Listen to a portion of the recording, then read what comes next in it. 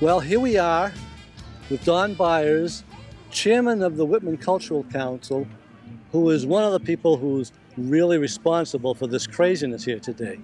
Don, things really started early this morning, didn't they?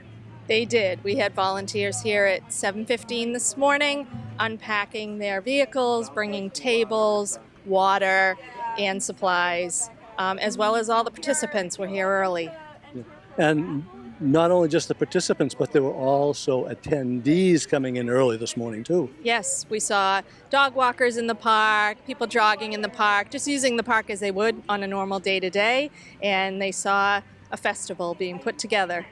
And I saw, when I came in, because I was a little bit later than you, I saw people wandering all over the place here, and it seems like the crowd just, keeps growing and growing as the day goes on. It's been amazing. It was scheduled for 11 to 4, but we know the park's open 24/7, so people were coming in, they were coming early, often. I'm just so thrilled with the turnout and the support from the town and from the community. People really wanted to get together. We can't, say enough about the weather, It's perfect. Perfect day. Good day for drinking a lot of water, though, too. It is. We have that all around water available. Yes, stay hydrated. How many people did you get that set up some kind of a booth or tent or something around there? Did you have any clue how many?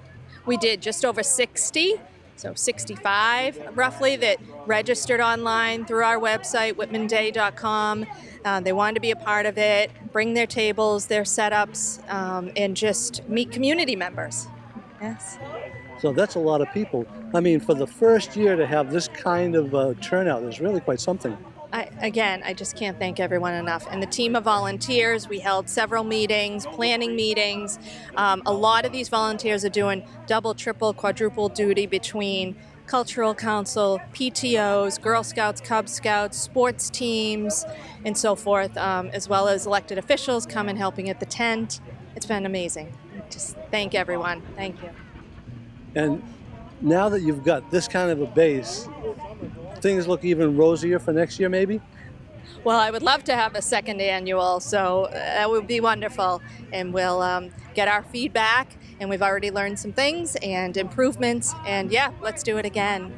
And you've already got that whole built-in committee to plan it with the Cultural Council, unlike some of the previous open events like this where people had to be recruited to join committees.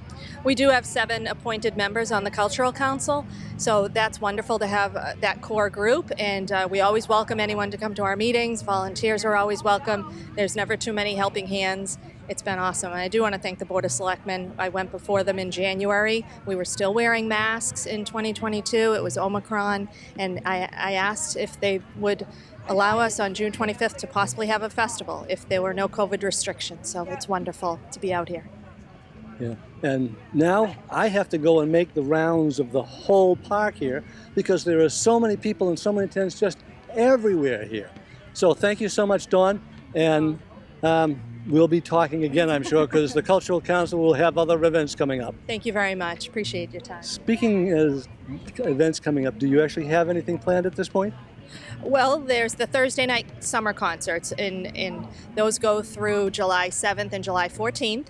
And going forward, there are always programs at the Senior Center that the grants from Mass Cultural Council fund. At the library, they have lots of programs, so please go online and check out Senior Center Library. Our schools are supported with some of our grants, and we'll see what we can come up with after we regroup after today. Okay, thanks a lot, Dawn. Thank you, Paul. Well, here I go on my trek around Town Park.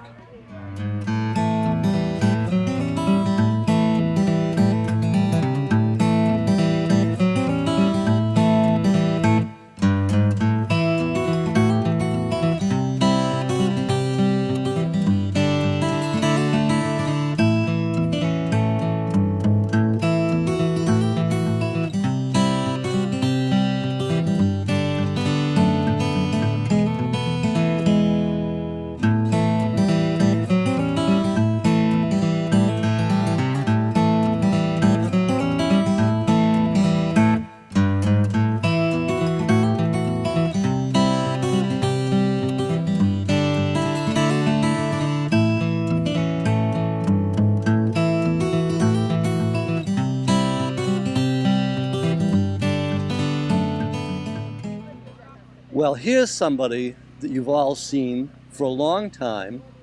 You know him as the voice of the Pac-22 Pinewood Derby, Rob Preskins. Here on Whitman Day, he is Awesome Rob. And how would you describe Awesome Rob? Awesome Rob is the Awesome Rob Magic Show. So I've been performing since 1985. I would start off with Ringling Brothers Bottom Valley Clown College when I was a kid. I worked for Disneyland in California for a while. I then moved back here and worked for the McDonald's Corporation for a while, hanging out with them, doing shows for them. Ronald McDonald? Well, maybe. Can't really say. Maybe I worked with him. And then did Faneuil Hall street performer for 7 years, which I absolutely love. And now, since 96, started doing libraries and birthday parties as Awesome Rob the Magician. I'll be actually at the Whitman Library in July. You'll have to check the Whitman Library website for that one, but we always do a show for the Whitman Library. And today we got a call up, and I wanted to give back to my community, which is because Whitman is the best place to live.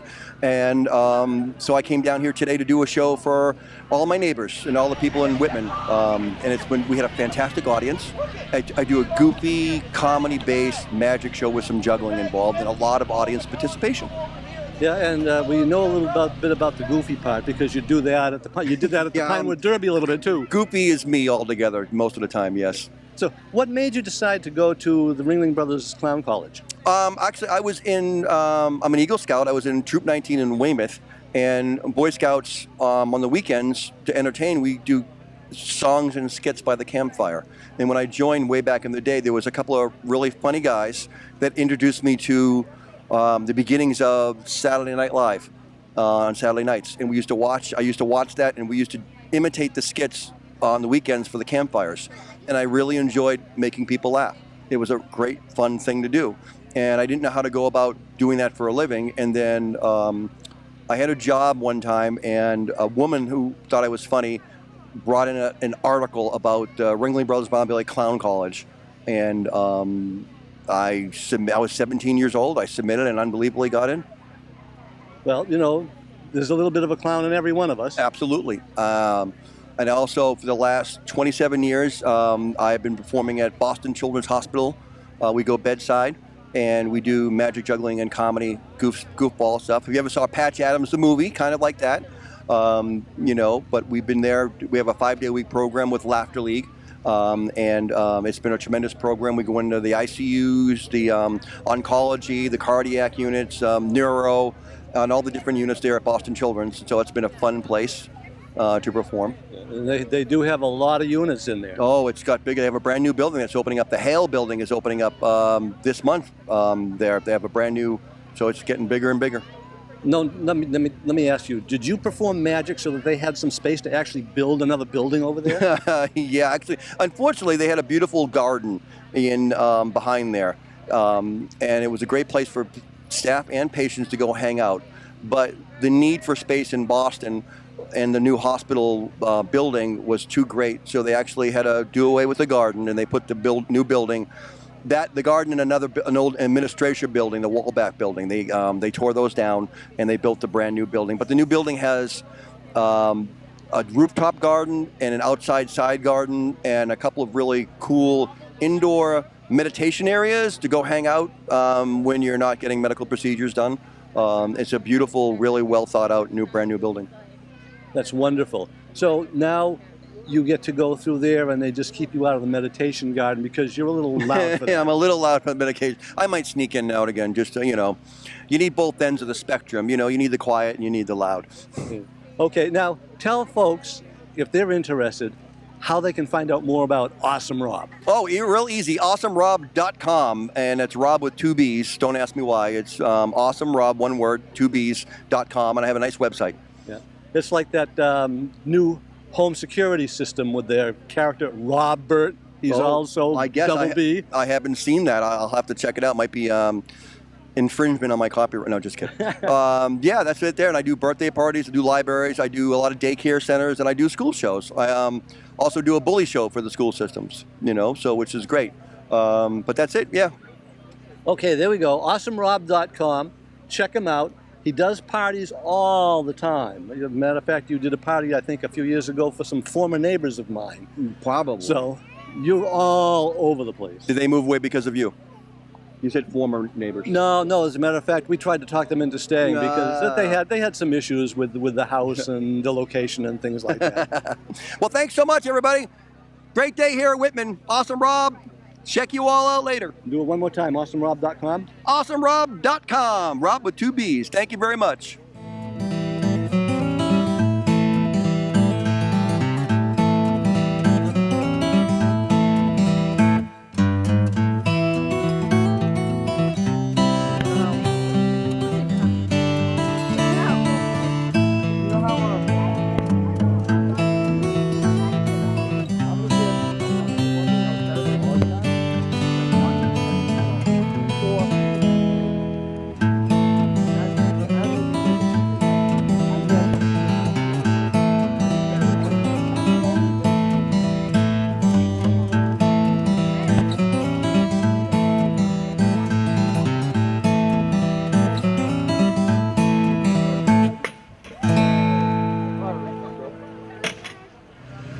Well, I found Rosemary Conley here.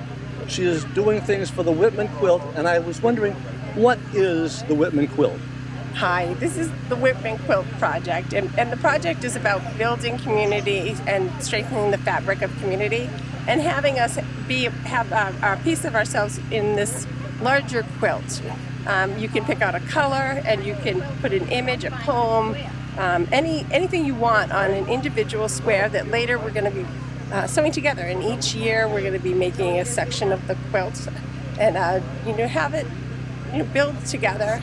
You can look back hopefully next year when you do your next quilt and say, oh, this is the one I did in 2022. So this is the beginning of it. And what we do is we block off the sides and allow you to paint with some fabric safe paint, or use marker and express yourself. And you can get an idea if you want to look at the table. I'd just go around and look at some of the things that people are doing. If anybody's out there that wants to help me sew it together later, that would be really helpful. This is beginning to sound like it's almost as big a project as the Bayou Tapestry was way back when. I think it might be, but worth it.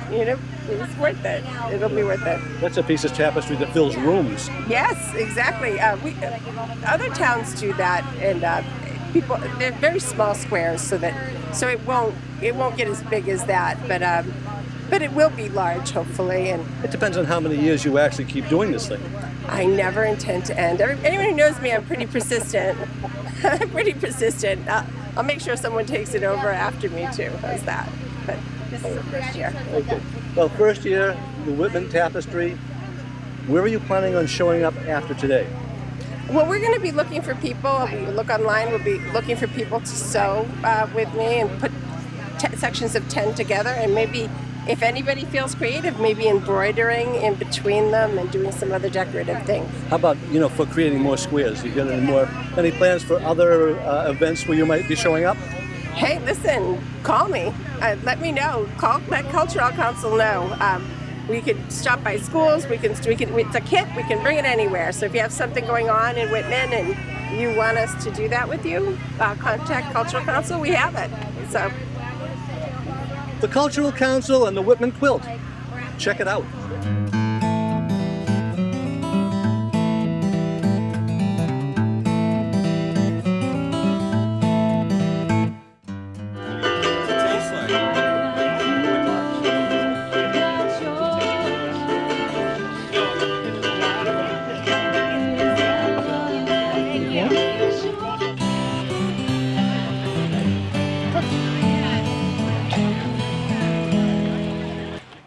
Well, we're out here in the sun in the lower park with Steve Bagley, representing Act 22, Troop 22, and every other 22 you can think of in the town of Whitman. Yes.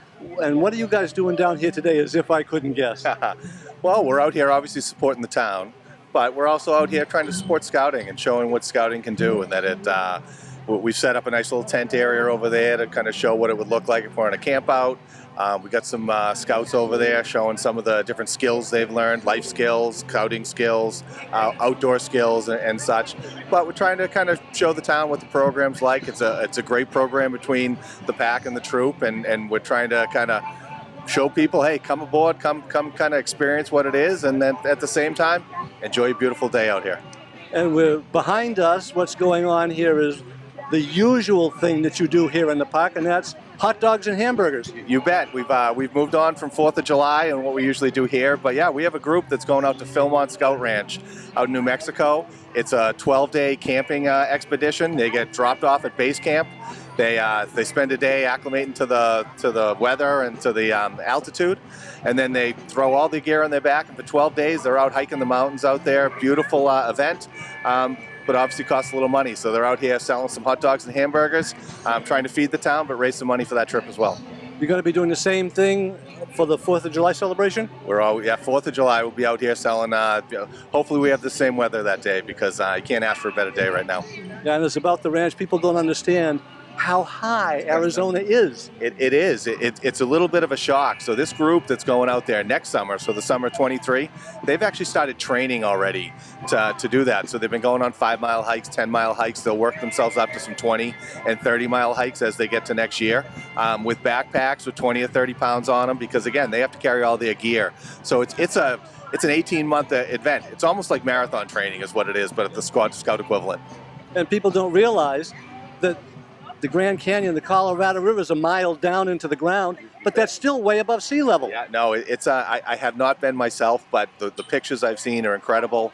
Hiking to the top of Mount Baldy, I've heard that tears come in your eyes when you get up there and some of the views and stuff like that. But absolutely, it's high altitude hiking, and that you can do a 30-mile hike around here, and it's probably not the equivalent of a 15-mile hike out there.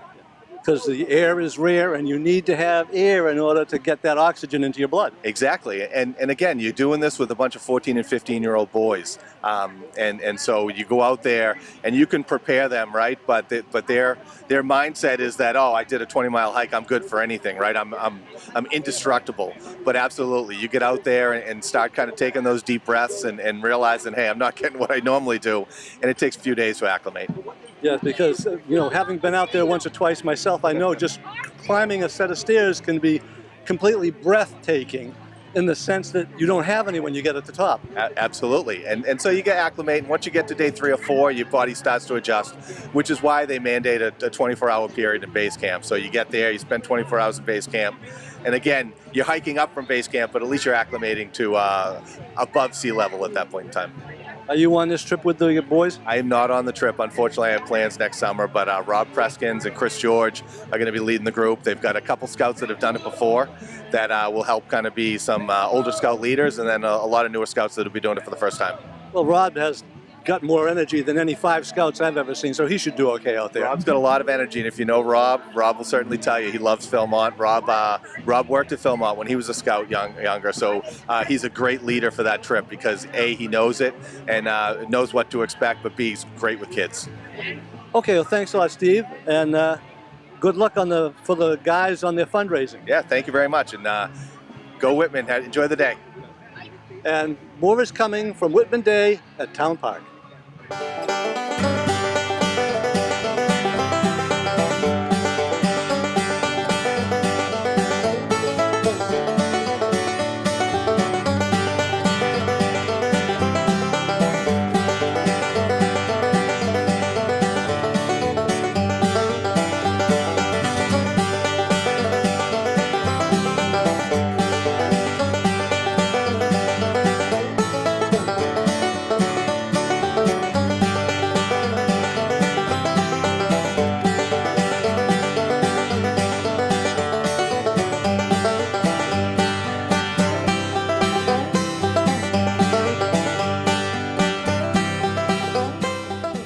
Well, I found Chief Clancy here at the fire department's tent, and you've got a big deal going on here today. We do on the part of the first annual Whitman Day. We've brought a lot of fire apparatus down. We also have the tent set up behind us handing out fire safety material, coloring books and such for the youth to get some input on fire safety. It's part of the program, the SAFE program that Lieutenant Ford runs. We just expanded it out today to try and get to more people, and just not Whitman residents, but whoever's here today. And we probably would have had Tommy here instead of the chief, but Tommy's busy handing out plastic fire hats to kids. Yeah. So The plastic fire helmets have been a hit today. they usually are. They are. They are. So you've got the big ladder behind us. Yep. What other vehicles have you got here today for people to get up and close to and touch? So today we brought the ladder to put the American flag up, which is currently flowing in the breeze. We brought down a fire engine that carries water and hose for fire suppression. We have the Whitman Emergency Management Civilian Emergency Response Team vehicle here today, and we also have 2 command vehicles here for people to look at. So they can get up close and personal, and they can look at some of our apparatus. And not only that, but the DPW, I see some of their stuff here, police. Anybody else here that you know of? Yep. So as you can see, well, the crowd can't see, but there's DPW vehicles. There's the Plymouth County Technical Rescue trench truck here, the tractor trailer up a ways, and also the Plymouth County Sheriff's Department Communication Command Post is here as well. Oh, now that's a truck. That is a truck. Very impressive as you walk into it. It was very nice of the sheriff to let it attend today.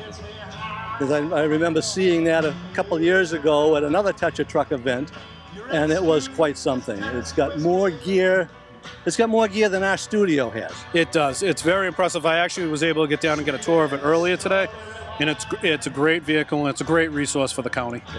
And as digital miniaturization comes in, they'll be able to replace old stuff with new stuff, and that'll give them room to put even more new stuff in. More new stuff in it, correct.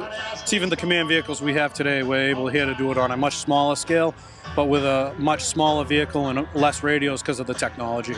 And cell technology has a lot to do with that. Correct, it does. And we're fortunate that for the most part in town we have pretty good cell coverage, and we do rely on that occasionally. Except for me, I've only got a 3G phone. Not for long. No, not for long. The 3G, actually half the signal I used to get in town is now gone. Everything will be going to the 5, and we'll just have to get caught up with the times. I got to hurry up and get myself a new phone. Thanks a lot, Chief. Good to see you, as always. Thank you for coming.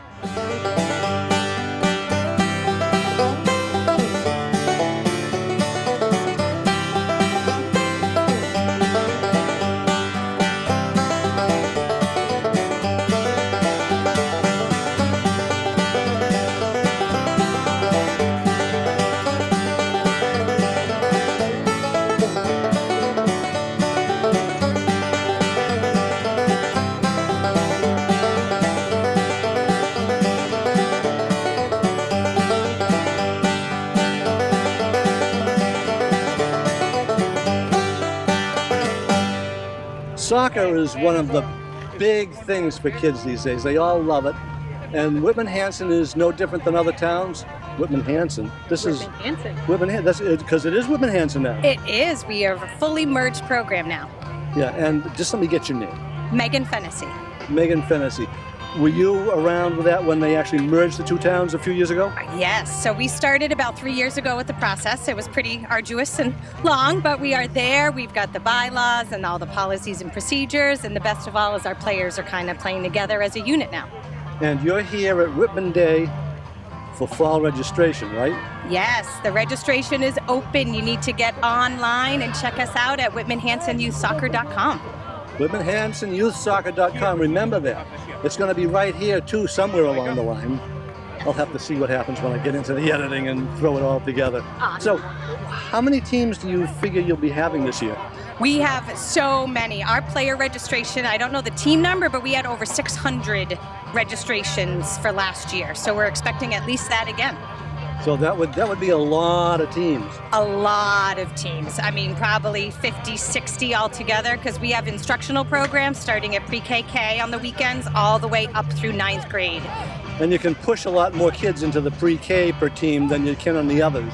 Yes, and we also now have a program for 3-year-olds that we run on Tuesdays and Wednesday mornings out of a field in Hanson. So we even take them a little younger than we used to. Oh, those are the little ones that they go and try and kick that big ball and they miss a lot. Yes, and it's kind of more like Ringling monkeys at that age, but we like them out there. We like them touching the ball and learning to love the game.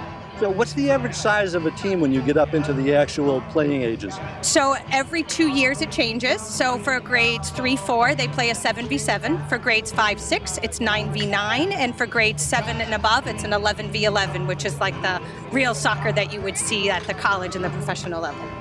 And having the revolution around does not hurt things, does it? Oh, it sure doesn't. And we just had a Whitman Day at the Revs. We're going to have another day this fall coming up, September 21st. So if you are a player, we have discounts and free tickets and lots of things because we have a partnership with the New England Revolution. Okay, so you can get trips to the Revolution, play soccer, and have just a blast. It is so much fun, and that is the goal of our program, first and foremost, is to always have fun. Yes, learn the game. Winning is definitely at the bottom of our list of priorities. It's having fun. Okay. You want to give me that website one more time? Absolutely. It's WhitmanHansonYouthSoccer.com. WhitmanHansonYouthSoccer.com. Thank you so much. Thank you.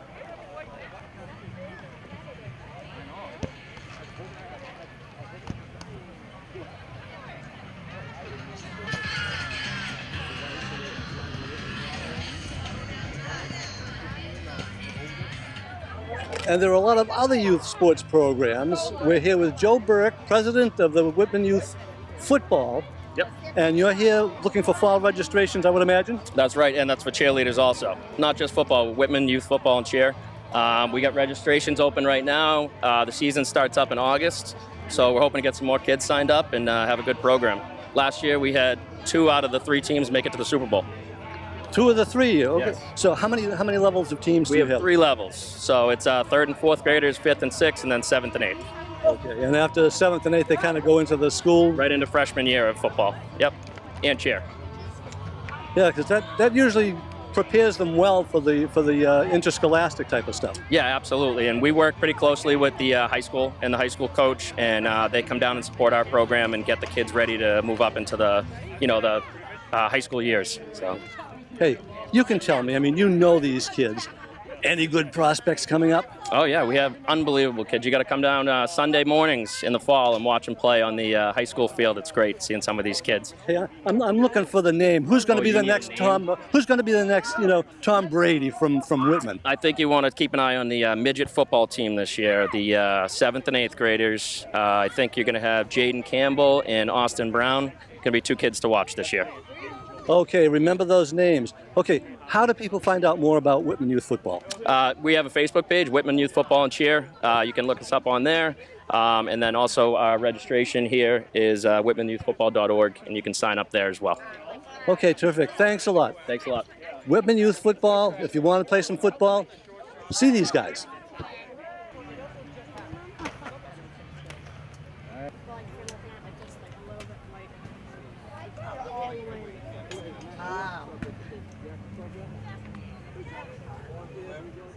The biggest new sports for kids is the youth lacrosse leagues, and here we have Scott McCarthy with Whitman Hanson Youth Lacrosse. Whitman Hanson Youth. Boy, I've been working here long enough, so I should be able to get Whitman Hanson out without any trouble. Whitman Hanson. Right. I'm never going to be able to get it. Whitman Hanson Youth Lacrosse. You got it. Okay, boy, it's a good thing they're not paying me to say that one. I'd never make any money. So you're here for fall registrations? We play primarily in the spring. It's for boys and girls from ages K through 8. And we'll probably open up registration sometime in the winter to get ready for the spring season. See, I kind of remember because I used to work at Harvard doing the lacrosse games there, and they did them both spring and fall. So, tell me a little bit about lacrosse. It's a game that looks like it might be easy, but I think it's a little bit more complicated than most people think it is. It's a fantastic field sport, very accessible to everybody of every age and demographic, economic status. It's a fantastic game. Meshes really well with hockey, basketball, soccer. It was a gift to us, given to us from the Native Americans. It's the oldest sport in North America. People don't know that. It's the national game of Canada, and now we have it here. It's the fastest growing sport in the United States today. Boy, you just blew a lot of people's minds with that. They thought the national sport of Canada was hockey. Right? Wouldn't you think so? But no, it's lacrosse. Yep. Because it's one of those games you actually could play all year round. Yeah. So they up in Canada they play in the summer. They play what's called box lacrosse. It's just you play with the stick and the ball, but it's in hockey rinks when they drain them. They play in there in the summer. And that's something that we're going to look into getting into, not necessarily in the hockey rinks, but playing a form of that, which is a really fun style of lacrosse to play. Well, like a gym floor would work for that. Perfect. Yep. I mean, we've used gym floors. We use the small gym in the middle school. We go to turf fields in Hanover indoors. There's a lot of opportunities to play, and we're just trying to provide that opportunity to the kids in both Whitman and Hanson. Do you have any ties to any of the local professional lacrosse teams? So that's changed over time. We used to have Major League Lacrosse, and we'd have guys from the Boston Cannons come down and practice with us. Now that they're part of like a traveling roadshow, it's a little more difficult to get their time and have them come over here. But we do have local club organizations like AU baseball or basketball. They come down here and help us design practices, give free clinics just to get more kids involved, having sticks in their hands and playing the great game of lacrosse. And then you can go off and see Harvard play at Harvard Stadium, or UMass, or one of the BC. Absolutely, and those are fantastic programs, both boys and girls, especially Boston College women's who've won the national championship in the last few years. It's a great take, it's inexpensive, and it just goes to show you what a high level this game can be played at, especially when you go to a Harvard or a BU or BC. Okay, for more information, where can people go online to find out? So you can go on Facebook. We don't have a website built out yet, but you can go on Facebook, Whitman Hanson Youth Lacrosse, and I can also be reached directly at maclax, MACLAX, the number 8 at Gmail, and my name is Scott McCarthy. Okay, I'm glad you had to say that, not me this time, because I would have messed it up all over again. Okay, let's see, I did it again. Whitman Hanson Youth Lacrosse. There we go. I finally got it out without stumbling too badly. Perfect. More from Whitman Day coming up.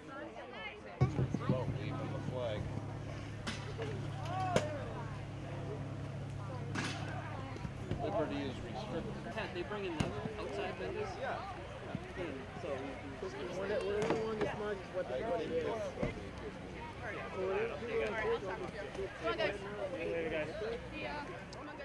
Somebody else we have here with a sports mind is George Coffey from Whitman Special Olympics.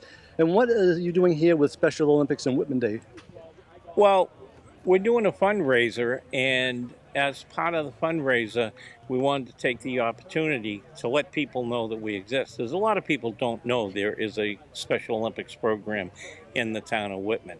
So that's why we set up our booth, and we have paperwork. Today we've signed up about 8 people that want to be involved or want their children involved. And that's the great thing about today is I probably never would have met those 8 people any other time. They weren't even looking for us. They were just roaming around, and they saw us and came over, asked the question. Next thing I know, I have some kids who want to play sports.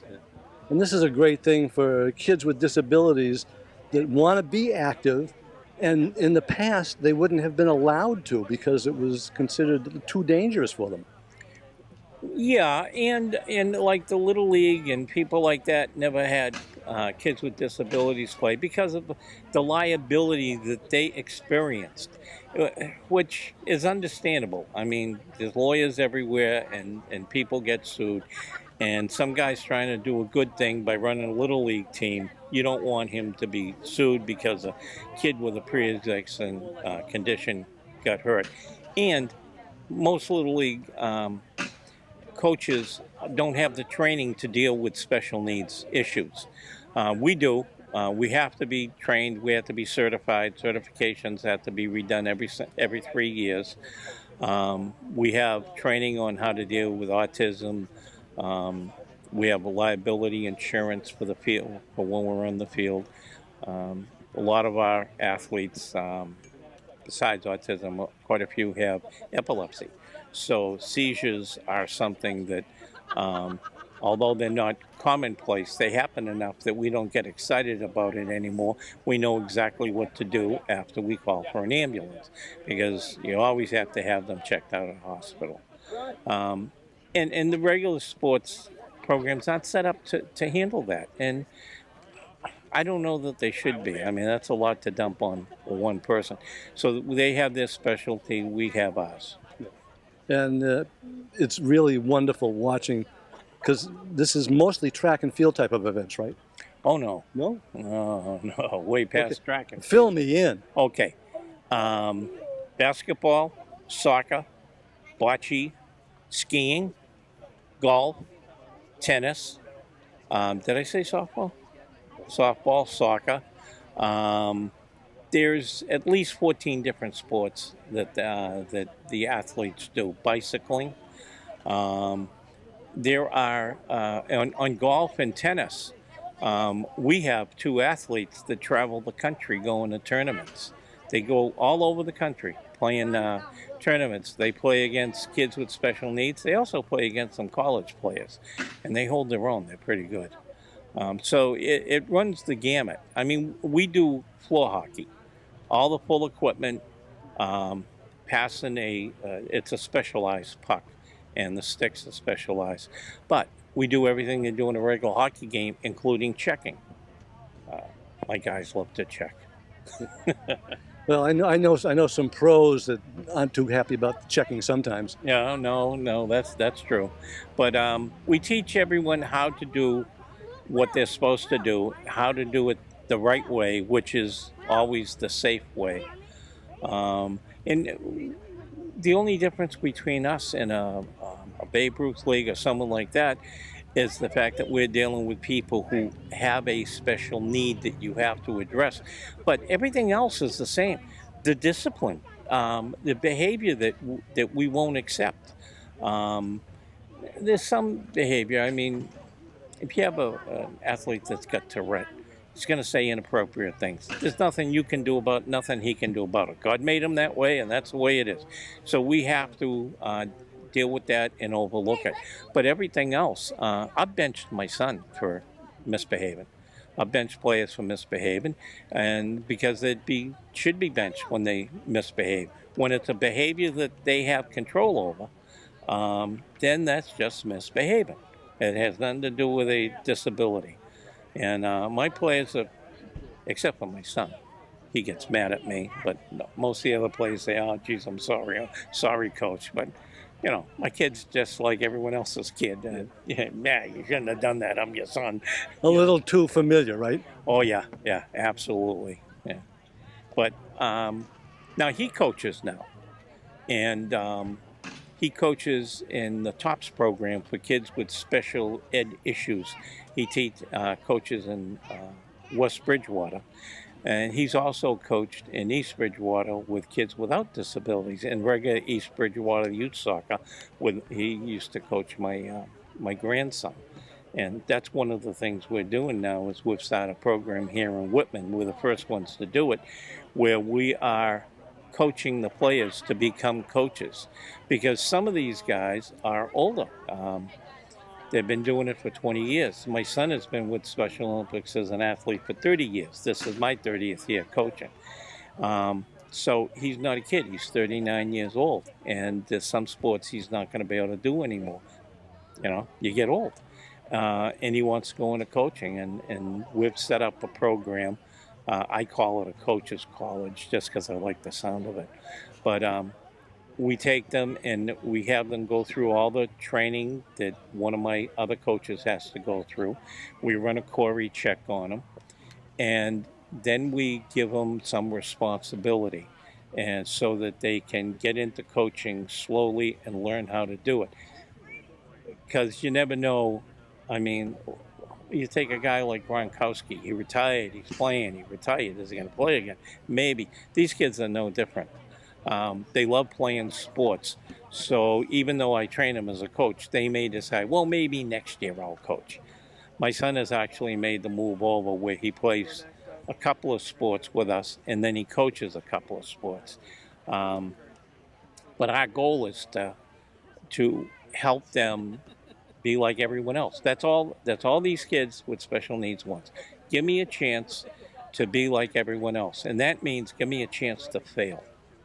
Forget succeed. Succeed is something everyone gets eventually.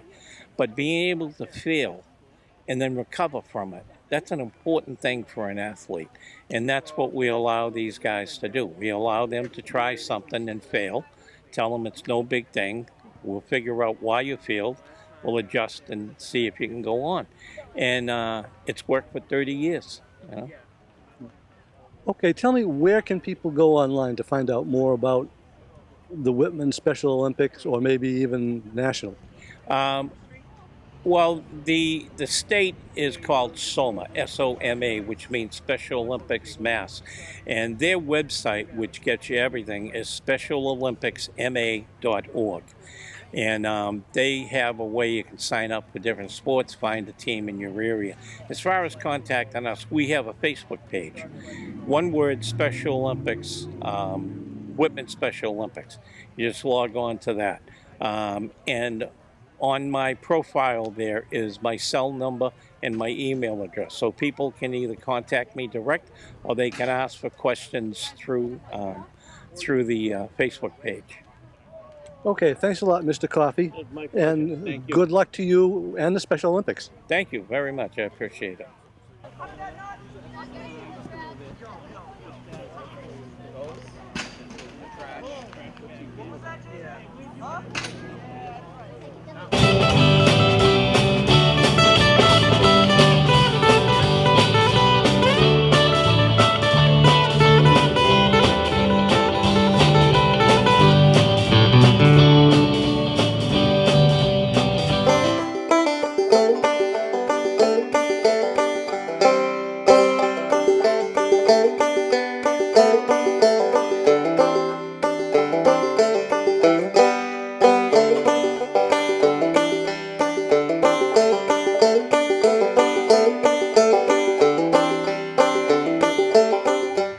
Well, as I wandered through the park, I found Selectman Justin Evans.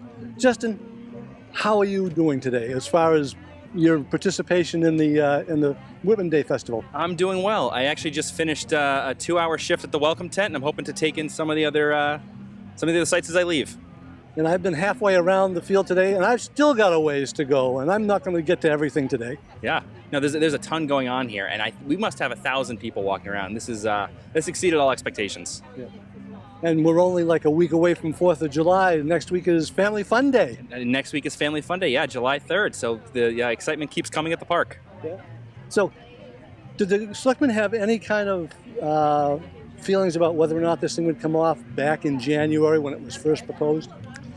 So, we were optimistic. I think if you remember this time last year, the Cultural Council had an entirely different makeup. During the pandemic, we'd lost a couple of members, we didn't have a quorum, and we just started appointing people. It was probably May or June of 2021, and we weren't sure what was going to come of it, but they brought back the concerts in the park, and then in about 5 months planned this whole festival.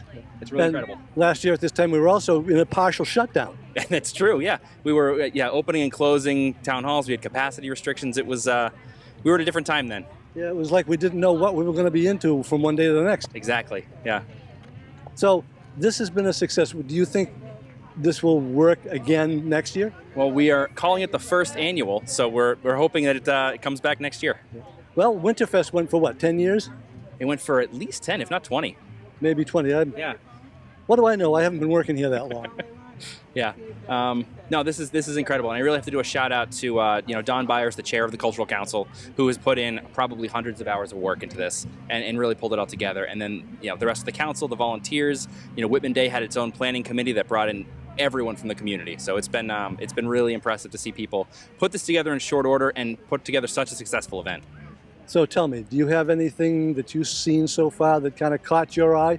Well, I do have to say I ran into former state rep Kathy Tian, and she autographed a book for my daughter, my 1-month-old daughter. So that is going to be my highlight of the day. Oh, Kathy Tian, representative turned author. Turned author, exactly. Okay, thank you so much, Justin. Thank you very much. I like to see the sunrise, see the love.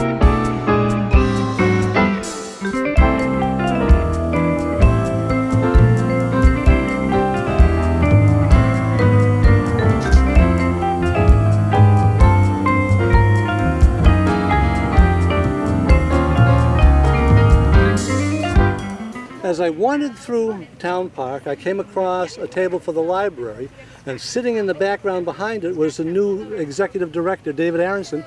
David, what is the library doing here today to promote the library? So today I'm here with Stephanie Young, our youth services librarian, and Sharon Dinan, one of our library technicians. We're promoting our summer reading program that kicks off this Wednesday. We hope you'll join us. We're going to have Sonic and ice cream. People can sign up for our summer reading game boards and pick up those materials. So we're just giving out all kinds of materials related to that. So Sonic, does that mean that the reading goes really fast? No, it's Sonic the Hedgehog. So he's hot off the heels of his latest movie. He's dropping by the library. So Well, if he stood still long enough to make a movie, he is slowing down. He is indeed. Okay. Any programs coming up that you'd like to let people know about for the summer? Well, we'd really just like, we're focusing mainly on our children's programming this summer, so we just hope people will come by the library and pick up one of our summer reading flyers. We've got story times, we've got craft programs, we have programs for teens on Fridays, so please come on in and we'd be happy to tell you what's going on. The Knights of Pythias involved in any of that this year?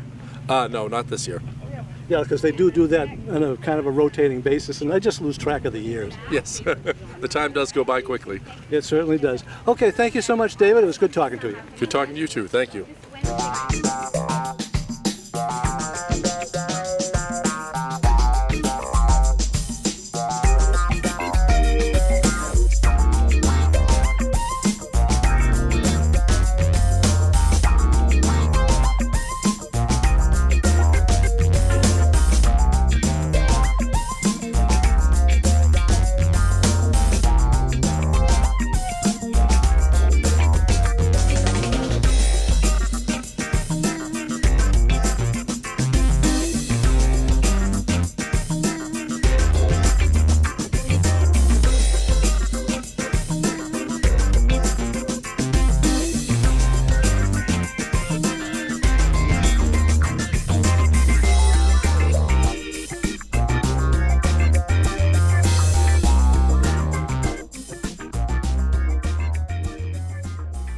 Well, here I am in front of the Board of Health tent with Board of Health agent Yep. Dan Kelly.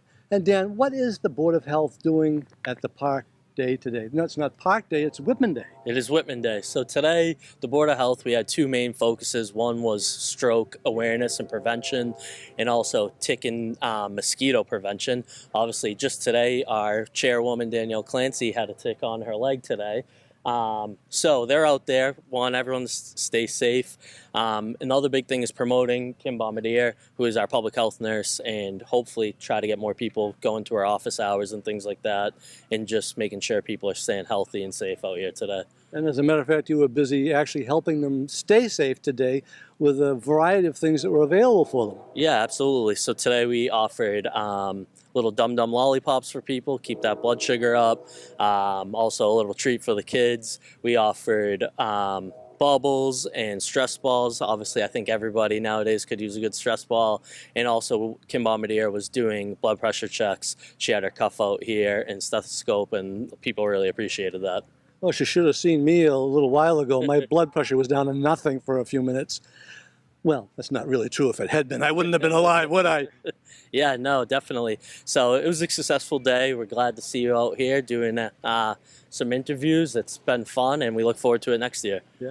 And next year you'll have the same setup here. People can come and get a spray of sunscreen to keep from getting too badly burned. Yep. And there was also water if you have the needs. I could use a swig or two now myself. Yeah, no, absolutely. I'm sure maybe the focus might change next year depending on what the climate is, but whether that hopefully we're also giving out COVID-19 test kits today, which it'd be great if next year that was a thing of the past. I'm not too confident that will be the case, but it'd be great if we didn't have those with us next year and maybe focusing on something else. Obviously, that will be to be determined. Here's a real off-the-cuff question for you. As health agent, how are we doing as far as COVID infections right now? Yeah, actually, so this past week, it was in the low 30s. For every 2 weeks, we get a report done. Kim Bombardier, the public health nurse, is actually the one that she goes into a system called Maven and generates that report for us. So numbers are slightly they've been on the decline over the last month or so. We're down to the low 30s. I want to say it was 32 to be exact. And going forward, hopefully we just keep seeing that number drop. What was it during the height of the thing? What was it back in 2020? Yeah, I mean, the most tests that we would receive positive during this year, we got up to just over 600 at a point. Obviously, there's people testing at home and things like that, so the number's not completely accurate. But yeah, we've had over 600 positive tests in 2 weeks, and those are PCR tests. And that was only a few months ago, actually, that peak. And now to see that number down around 30 is a great sign. And having the home test kits helps a lot, too. I know Danielle, right after town meeting, made me take a bunch of kits home with me So she was doing what she needed to do at that point. Yeah, no, absolutely. We want people to test and just make sure if you're not feeling good, stay home, test, and don't try to get other people sick. And that just goes for anything, whether it's the flu or COVID-19. You just want to make sure you keep the people around you healthy. Right. Okay, thank you so much, Dan. It's been a pleasure talking to you. Yeah, no problem. Thank you. And that was just a brief look at Whitman Day here at Whitman Park. There were just so many booths, so many tents, so many people. I just couldn't talk to anywhere near all of them, and I did the best I could with the time I had. If you were here and you enjoyed yourself, or if you would like to see Whitman Day come back again, contact the Whitman Cultural Council and let them know that you would like to see it again. And until whatever comes up next, so long and have a good day.